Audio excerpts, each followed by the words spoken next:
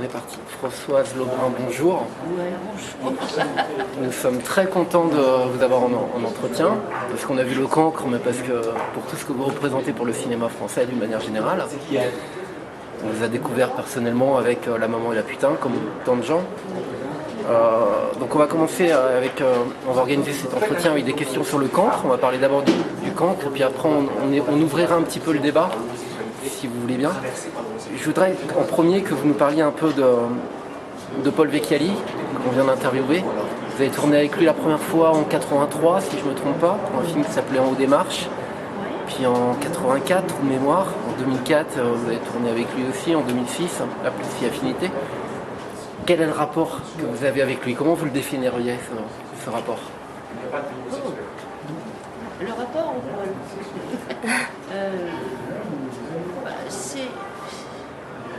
c'est presque un rapport, je dirais, de famille, de cinéma, parce qu'on s'est rencontrés, Paul était aussi autour des cahiers, moi aussi, enfin donc il y a cette filiation du départ, et puis ensuite il a pris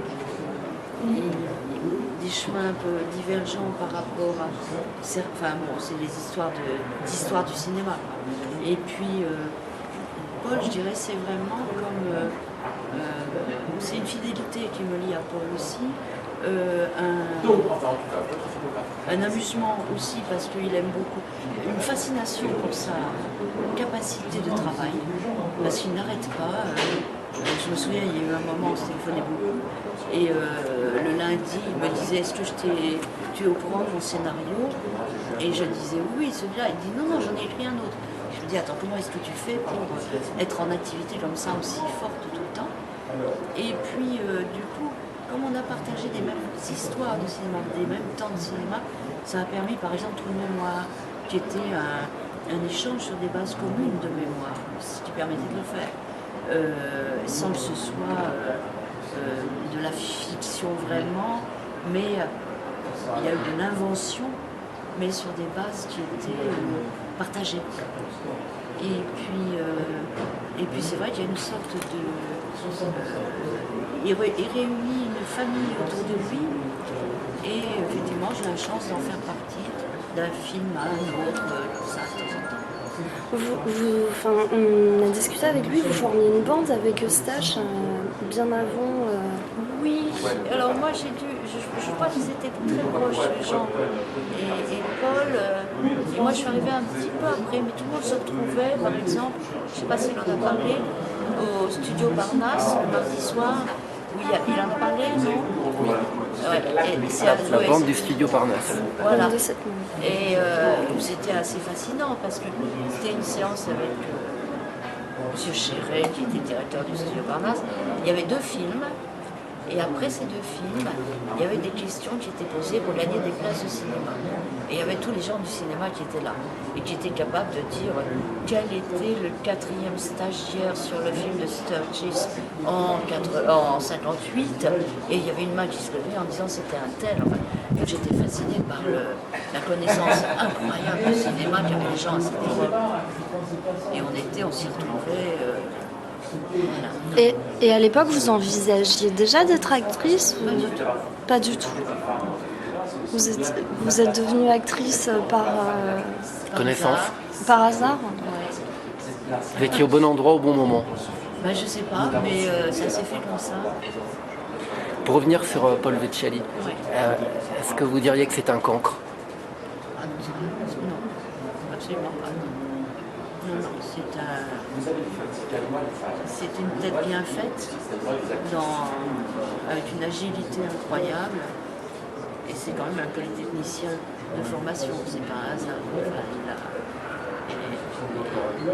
Tous ces films se terminent en temps normal, il n'y a pas de dépassement, enfin, il y a une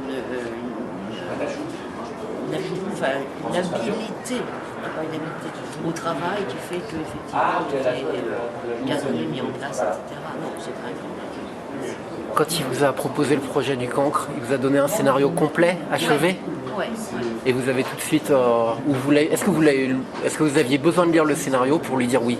Pas nécessairement. Pas nécessairement. Ça m'a amusé en plus que je sois ce personnage-là. Et puis il m'a dit comment est-ce que tu veux t'appeler? Il y avait un autre prénom, je crois, qui était prévu. Et puis je lui ai dit que j'aimerais bien 4 syllabes pour le prénom. Et du coup, il y a eu Valentine qui est arrivée, ça en fait 3 et demi, quoi. Et puis du coup, ça a enchaîné sur la scène avec Pasteur, sur Elle avait de tout petits petons, Valentine. Enfin, on prenait cette histoire de la chanson. C'est comme ça que les choses se font aussi, enfin, ça rebondit. On casting, là, vous êtes à côté de Françoise Arnoux, Edith Scope, Catherine Deneuve, Ouais. Annie Cordy. Vous les connaissiez déjà, l'une et Avec l'autre? Edith, oui, on a fait des choses ensemble déjà. Marianne, je la connaissais. Par contre, Madame Annie Cordy, Madame je ne les connaissais pas. Donc, et comme on n'a pas tourné, on était enfin, on n'a pas tourné en même temps. Donc, je les ai rencontrés hier. Et vous n'avez pas de scène ensemble? Non, non, non. Mais sur le tournage, vous vous êtes quand même rencontrés? Avec qui? Avec César? Oui, avec... Non, pas du tout. Vous les avez même pas rencontrés? Non, C'est je dommage. les ai rencontrés hier. Ah, hier. Ah, Protection. D'accord. et ça s'est bien passé? Mais oui, c'est des âmes formidables.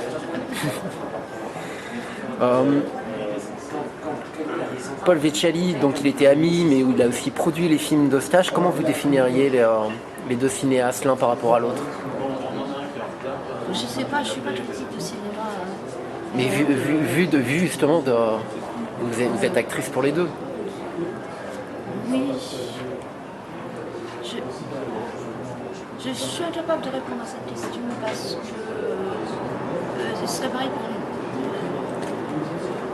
toute question sur deux cinéastes différents. Il y a chacun sa façon de travailler, qui est soit sur de l'empathie, soit sur de l'exigence. Enfin, ça dépend. Et ça dépend des films. Pour ça, je ne peux pas faire une réponse radicale. Chaque situation amène un comportement. Donc, pour la maman, j'avais une pratique de la cinémathèque avec Jean depuis plusieurs années, à 3 films par jour, 2 films le dimanche.